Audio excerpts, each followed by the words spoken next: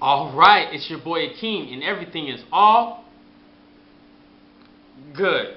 Welcome to today's vlog. I'm here to recap week 11 of the season. A lot of eye-raising games this week, beginning with number 1 Oregon struggling at Cal. I understood why Cal was unbeaten at home this season. They made Oregon a run for their money.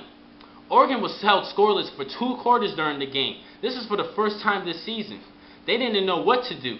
But when they had their backs against the walls, they ended up coming back with a 15-13 win. They showed what they were made of and showed why they're the number 1 team in the nation. A good win for Oregon.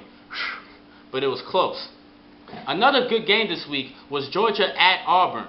For most of the game, the teams were held with the same score. But Cam Newton had a big second half, rushing for 153 yards and 3 touchdowns. A great game for him, even with all of the allegations and distractions about him taking money before college.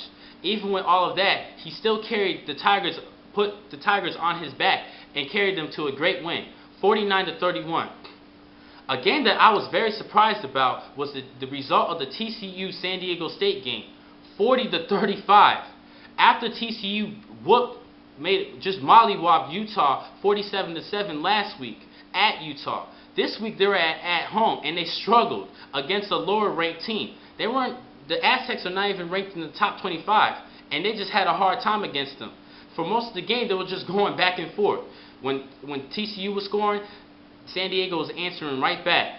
But TCU did pull the win. It was a close victory, but they still got the W, and that's all that matters. Next game that was very close was the Stanford-Arizona State game. For most of the game, Stanford quarterback Andrew Luck was shut out for most of it. But until the fourth quarter, where he led a great comeback drive to help lead the Cardinals to a 17-13 win. Great game for the Cardinals, making their record for this season 9-1. A surprising loss this week was Utah at Notre Dame.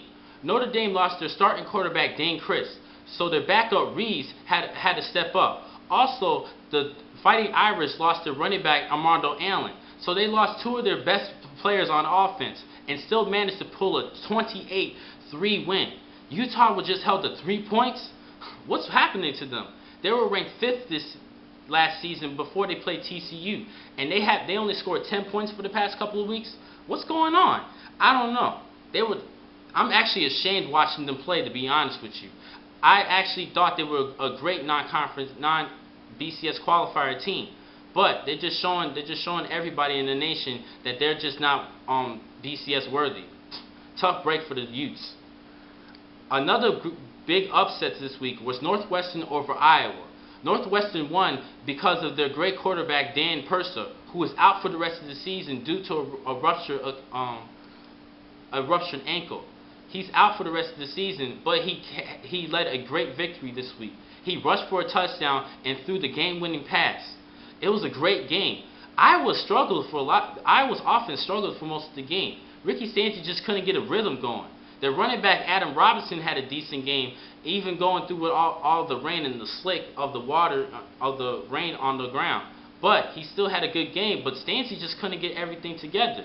They started a couple of drives, but they couldn't finish, and that's why they lost. Northwestern's defense had a great game. Good job for them. Another game that I did call out to watch last week was Missouri playing Kansas. Blaine Gabbert did great. Not only throwing the ball, but he ran the ball great too. He had a little shake and bake. He was juking a couple of people, giving them a little shake, and then he started outrunning a couple of folks. I did not know he was that fast. I'm actually keeping a bigger eye on him for the NFL. He's one of my top 10 prospects this season. Missouri ended up winning 38-28 over Kansas State. Good game. Another upset that I called correctly was USC over Arizona. They ended up avenging their loss, winning 24-21. USC had a big first half, and they held the Wildcats enough before the Wildcats could complete their comeback. Arizona was coming back in the second half, but USC just held them just enough to get the 24-21 win. Great call by me. Good job. Don't hate. Anyway, the next game to watch is I told you to watch was the Virginia Tech UNC game. Tyrod Taylor is my ACC Player of the Year so far. He had a good game. Virginia Tech ended up winning 26 to 10.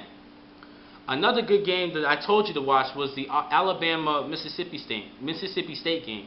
I was actually looking how Alabama would respond to their loss last week, but they responded great due to the big home run runs they had from Julio Jones and Mark Ingram. Julio Jones had a 56-yard touchdown run, while Mark Ingram received a 71-yard TD reception. It was a good game for them, and it looks like the Tide is coming back. They won't make it to the BCS this season, but they are a great team, and I think they're going to still play in a good bowl game. Another game that I called, and I called correctly, was the Texas A&M Baylor game. Texas A&M ended up winning 42 to 30, thanks to the quarterback Ryan Tannenhall, who replaced quarterback Gerard Johnson in the middle of the season, and he was the reason why the Aggies are coming back. They ended up struggling for most of the season, but they had a turnaround when they changed their quarterbacks. Also, Cyrus Gray had a great second half against Baylor, helping them win the game. Now, for this week, last week's game of the week that I called was South Carolina at Florida.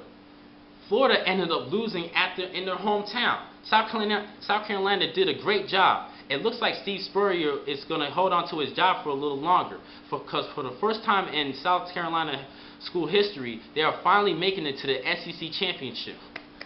Good job, Gamecocks. Looks like you guys could, you could do something. Good job for you guys.